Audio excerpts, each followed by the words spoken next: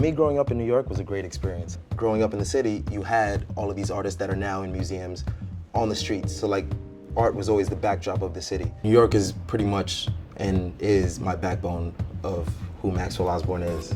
There's so much energy here that really inspires me throughout my day-to-day in life, and I don't think I could be anybody else if I wasn't from New York.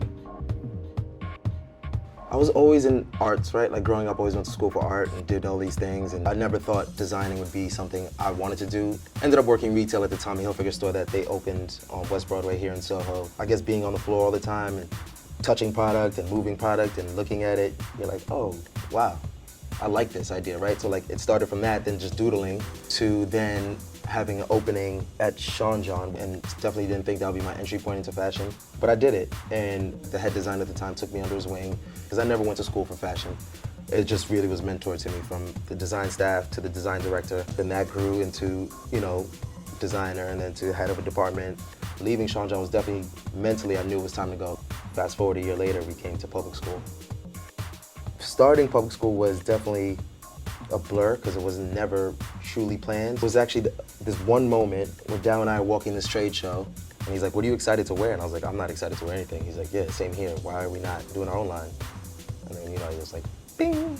And, you know, you have that moment, and literally sat down and then locked ourselves up for the next 4 months, day in, day out, working on the collection to show at a trade show here in New York. It was part stupidity, actually, because we had no idea what we were doing. We were accepted into the CFDA Fashion Incubator, and not having that the most clear point of view in terms of the business side, I think the incubator helped us do that and really dissect our own business. Look at everything from the numbers to margins to manufacturing to anything like that we had a question for, they really helped us out on. I think that was the best part of the incubator, from all the resources they provided. On June 3rd, 2013, us winning the Swarovski Menswear Award was it's amazing, man. Like, when we found out we were nominated, was the world has ended. Like, we were so ecstatic. Didn't think we were gonna win.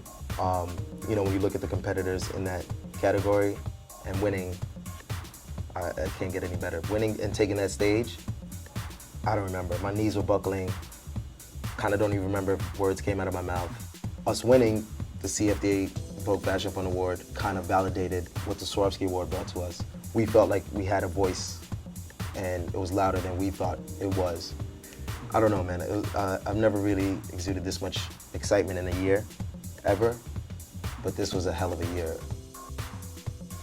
The advice I have for emerging designers and African-American designers is just stick to your guns, stick to your point of view. There's so many people that tell you to do something like, oh, you should, you know, I remember people saying you should change the name of public school. We're like, we kind of love the name. Like, that's what the ethos of the brand is. Like, that's what it means something to us, right? And if we listened to those people, it would have probably been changed, and who knows where we would be now. It could be better, it could be worse. But I think having your point of view and sticking to your guns is the biggest thing ever. I think being young, you got to take that and use that energy and that ambition and just go forward with it.